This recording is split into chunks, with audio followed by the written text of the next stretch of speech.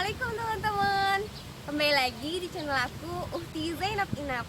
Tunggu dulu, kalian sehat kan? Sehat dong, jangan sakit-sakit.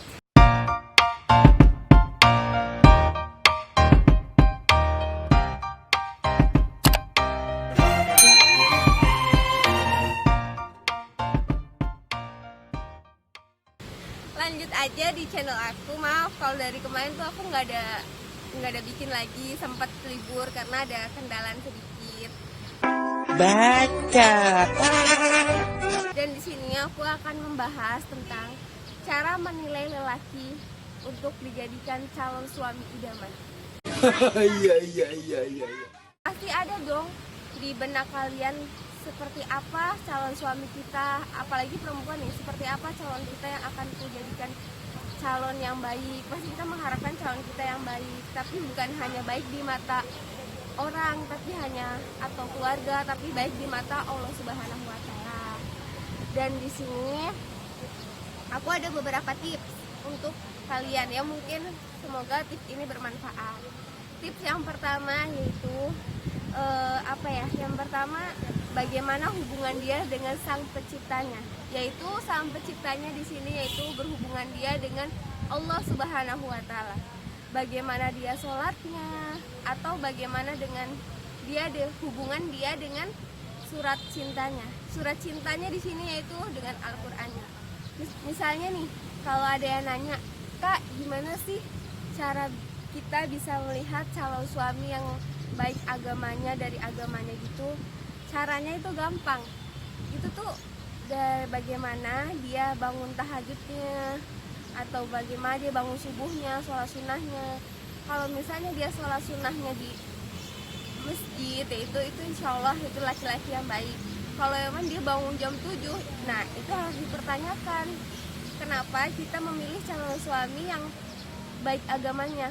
Karena menikah itu bukan hanya menyatukan dua pasangan atau menyatukan rasa cinta, tapi menikah itu ya untuk pertama ya ibadah gitu kan.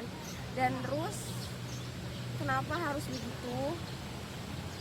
Karena kita membutuhkan calon imam yang bisa menuntut kita dalam mencari ridha Allah. Terus yang kedua yaitu bagaimana hubungan terdekatnya dengan wanita terdekatnya. Dia tuh hubungan dia dengan wanita terdekat nih.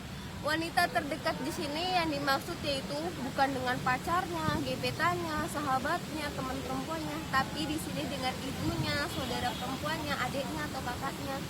Bagaimana gitu?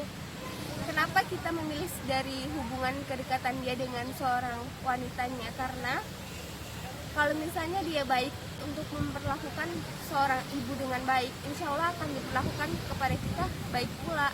Kalau misalnya sebaliknya dia durhaka sama ibunya, pasti akan dilakukan kepada kita lagi. Yang ketiga, hubungan dia dengan anak kecil. Kenapa kita butuh dengan anak kecil? Karena kita nantinya kan kalau misalnya kita udah nikah gitu kan, pastinya kita butuh keturunan gitu kan. Pastinya kita pengen dong anak-anak kita nanti jadi anak yang soleha, soleh, alim, hafizol kayak gitu kan. Pastinya pengen. Itu butuh kerjasama antara suami dan istri. Kalau memang sih itu tugas seorang istri, tapi peran seorang suami itu tuh juga penting. Karena kenapa?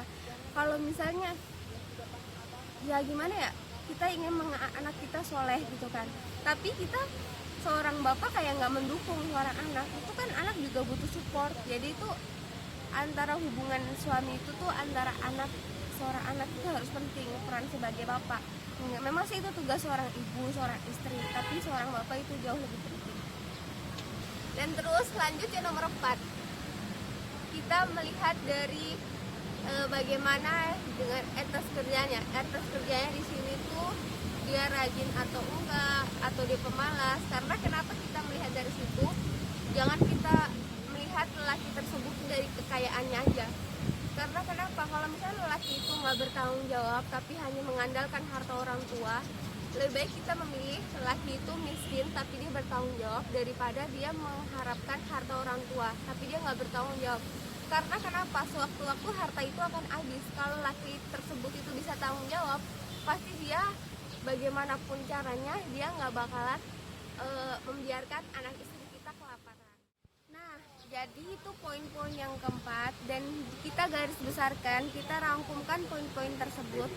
Maksudnya poin-poin tersebut itu jangan jadikan itu tuh standar kita gitu loh. Maksudnya kayak gimana ya? Yang poin pertama kan bagaimana, poin yang pertama bagaimana kedekatan dia dengan sang penciptanya. Poin yang kedua bagaimana dia hubungan dengan wanita terdekatnya. Poin ketiga bagaimana hubungan dia dengan anak kecil, dan standar kerjanya yang keempat. Jangan jadi patokan standar kita. Jadi kita menginginkan laki-laki juga menilai kita gitu loh, nggak cuma kita gitu. Teman-teman, jadi sebaik-baik penilaian itu penilaian baik di mata Allah Subhanahu wa Ta'ala. Kalau misalnya kita belajar menjadi lebih baik, insya Allah Allah datangkan jodoh kepada kita, jodoh yang sedang memperbaiki diri juga. Dan kenapa dalam Al-Quran tertulis jodoh itu cermin diri, yaitu wanita baik dengan lelaki yang baik, dan sebaliknya. Oke teman-teman, terima kasih. Segitu aja konten dari saya, semoga bermanfaat. Oke, bila ada salah kata mohon maaf lahir dan batin. Assalamualaikum warahmatullahi wabarakatuh.